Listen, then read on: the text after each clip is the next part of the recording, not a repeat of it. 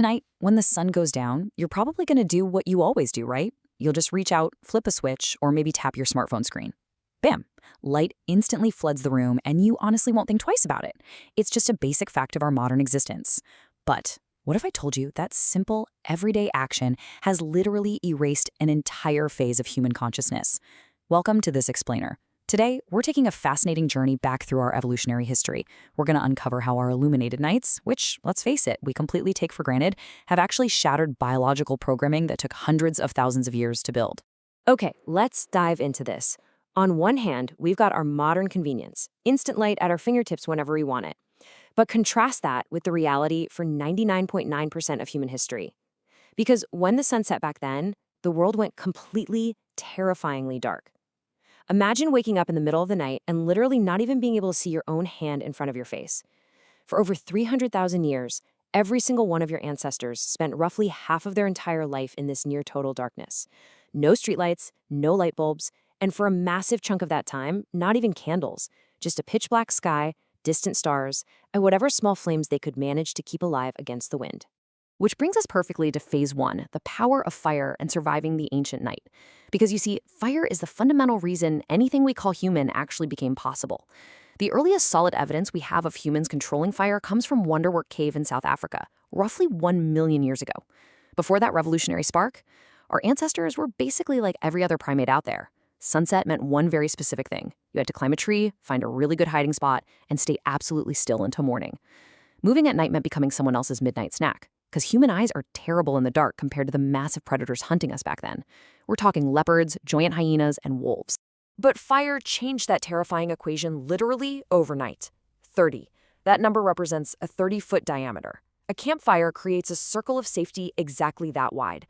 Inside that 30-foot circle, predators won't come near you. They're terrified of the heat and the bright light. Outside that circle, however, you die. Anthropologists studying modern hunter-gatherer societies note that people who wander away from the fire at night are still significantly more likely to be killed by predators. So for hundreds of thousands of years, that 30-foot ring of flickering light was the ultimate, absolute boundary between life and death. But here's the thing. Fire didn't just offer physical protection from things with sharp teeth. It added 2 to 4 highly usable hours to every single day. Before fire, your useful, active day just ended the minute the sun dipped below the horizon. Maybe you got 12 hours of activity in the summer or as few as 8 in the dead of winter. Suddenly, humans were gifted this massive surplus of waking hours, and this completely restructured the human day. When you compound those extra hours over thousands of generations, it literally changed the trajectory of our entire species. So, what did we actually do with all that newfound time? Let's look at part 2, campfires and human culture, the original theater.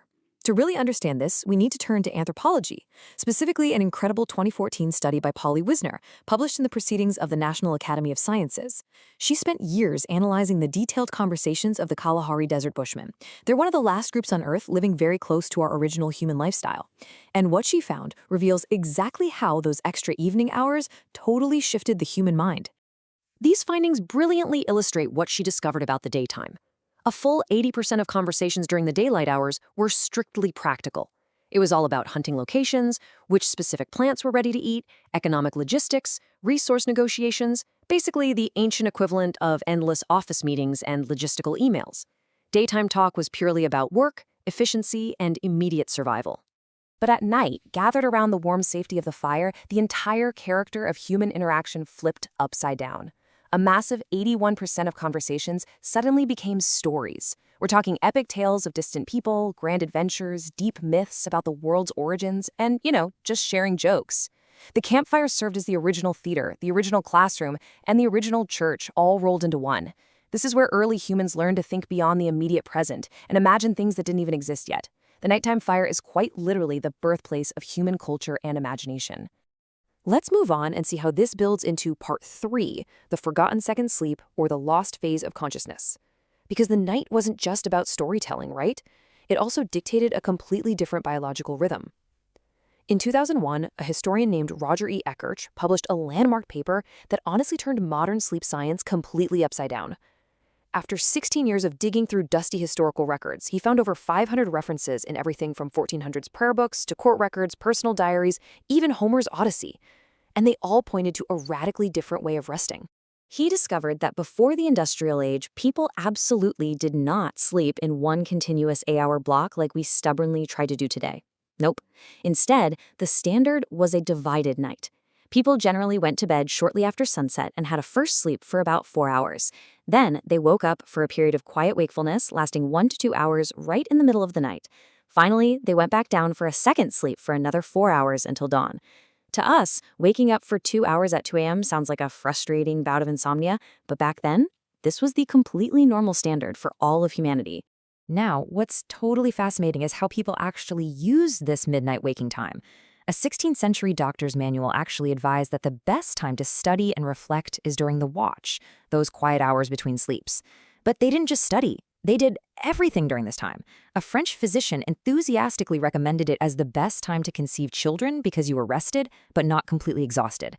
People visited their neighbors, they wrote letters, they thought deeply in the dark, and they interpreted their dreams while those visions were still fresh in their minds. Without the hum of refrigerators or the noise of traffic, it was a time of immense, profound, peaceful silence. And what's absolutely incredible is that modern science completely validated this historical record. In 1992, psychiatrist Thomas Ware at the National Institute of Mental Health ran a fascinating experiment.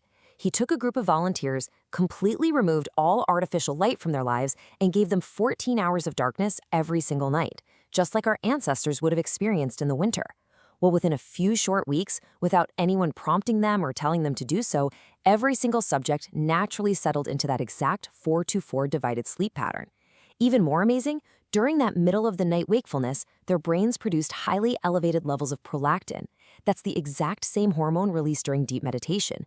This scientifically proved that this midnight waking isn't just some weird gap in sleep, it is its own distinct, deeply peaceful state of human consciousness that's hardwired right into our biology. So what killed this ancient meditative rhythm? That brings us to Section 4, Conquering the Dark, the Death of the Night. We're going to look at the incredibly rapid historical timeline of how we managed to destroy 300,000 years of biological programming in what really amounts to an evolutionary blink of an eye. Before we flooded the world with artificial light, the dark was heavily policed and deeply, deeply feared. Just consider the origin of the word curfew. It comes from the French couvre-feu, which literally means cover fire. In medieval towns, a bell would ring signaling everyone to extinguish their hearth fires. Being out at night was highly suspicious. In fact, it was literally illegal in many European cities to walk outside after dark without carrying a lantern to announce your presence. The night belonged strictly to criminals, thieves, and the supernatural. People feared the dark and the demons they believed hid within it, in a way we can hardly even comprehend today when we just wander to the fridge for a midnight snack. That immense fear is exactly why they so strictly enforce the boundaries of the night. But then we figured out how to conquer that fear with technology. In the 1600s, under King Louis XIV, Paris began installing the first street lamps specifically to reduce rampant crime. London quickly followed suit. Suddenly, the dangerous, unnavigable night became somewhat accessible.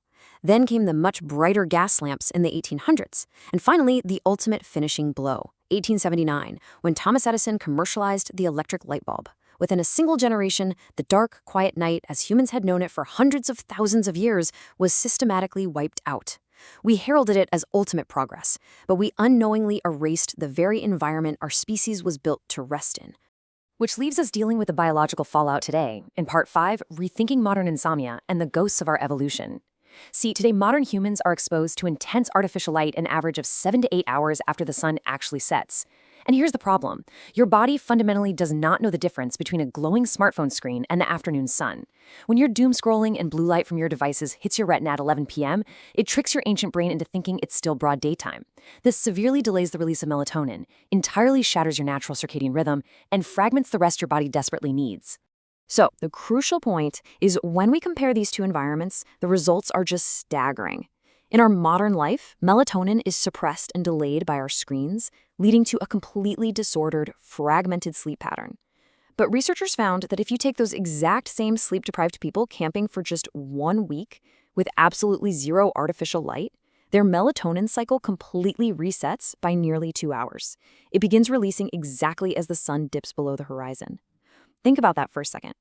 Just 1 week in nature, living by the sun and the stars, is all it takes for our ancient 300,000-year-old biological programming to perfectly and immediately restart itself. We completely traded away a deeply reflective, peaceful, meditative phase of human consciousness for the convenience of a light switch. And the crazy part? Most of us never even knew it was gone. Instead, we label that 2 a.m. wakefulness insomnia. We get frustrated, we stare at the ceiling, and we treat it like a medical disorder that needs to be fixed. But I want to leave you with this final provocative thought. What if waking up at 2 a.m. isn't a malfunction at all? What if lying there in the dark isn't a disease to be cured, but just a profound echo of your evolutionary past? What if it's simply your body remembering exactly what it was built to do?